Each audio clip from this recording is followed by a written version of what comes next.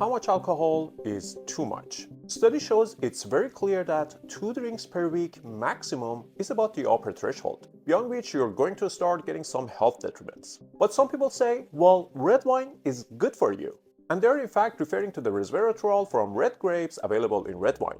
I hate to break it to you, but the reality is that if indeed resveratrol is good for us, the amount of red wine that one would have to drink in order to be health promoting is so outrageously high that it would surely induce other negative effects that would offset the positive effects of it, if any. As a matter of fact, red wine is high in the list of drinks that induce the most hangover. We'll get into that entire list in a little bit. Also, I will talk about if having a glass of wine at night will help you to sleep easier and better, and I will also talk about the best way to avoid craving alcohol later in this video. There is a lot of data now out of the UK Brain Bank that's showing the more you drink and for every additional drink, you have a little bit more brain atrophy. Study shows that even a chronic low to moderate amount of alcohol consumption, so 1 or 2 drinks per day or 7 to 14 drinks per week is bad for your brain and results in thinning of the neocortex, which is basically loss of neurons in the neocortex part of the brain. So chronic alcohol intake can disrupt the brain even if the chronic intake is very low. Also, those who drink frequently experience increases in cortisol release from their adrenal glands when they're not drinking. And as a consequence, they feel more stressed and more anxiety when they're not drinking.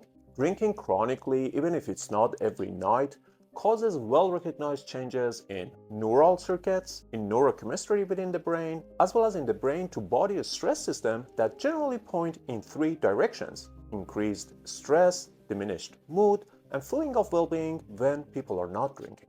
And this is different than just feeling hangover the day after. It is also clear that anything beyond 2 drinks per week threshold can particularly increase breast cancer risk. Because of the structure of alcohol, it's what's called both water-soluble and fat-soluble, which means it has no trouble just passing right into all the cells and tissues of your organs, which really explains its damaging effects.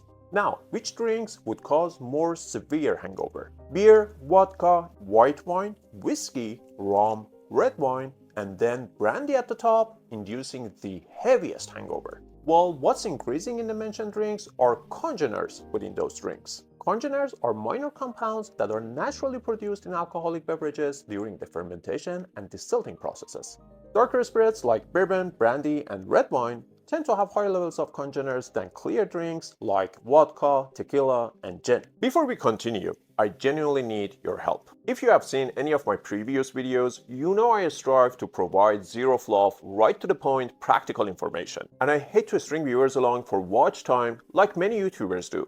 That's dishonest work. So if you enjoy any of my videos, please support this channel by simply subscribing.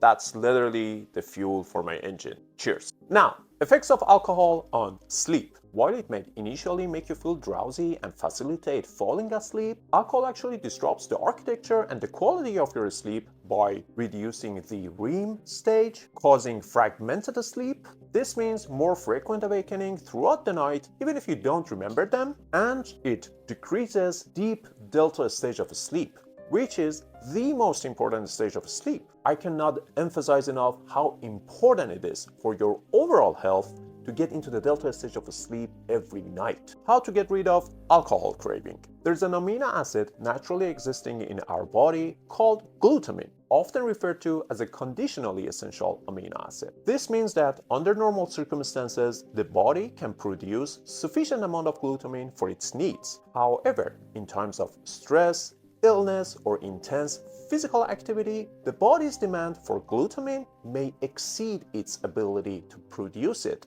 making it conditionally essential. Glutamine in the body converts into glutamate, which is a neurotransmitter in the brain. Just to give you an idea, other examples of neurotransmitters are dopamine and serotonin. Glutamine actually increases gluconeogenesis, which is the production of new sugar. So that amino acid actually can very easily and quickly turn into glucose and feed your brain cells and make them feel happy without the side effects of sugar. Simply put, it's like having sugar without having sugar. With glutamine, your insulin will not spike because it's coming through a different pathway. It's coming from an amino acid, not glucose, so it's a quick way to supply energy to the brain without all the bad stuff. satisfying the lack of fuel, changing your mood very quickly, reducing stress, anxiety, and decreasing the need and craving for alcohol or sugar.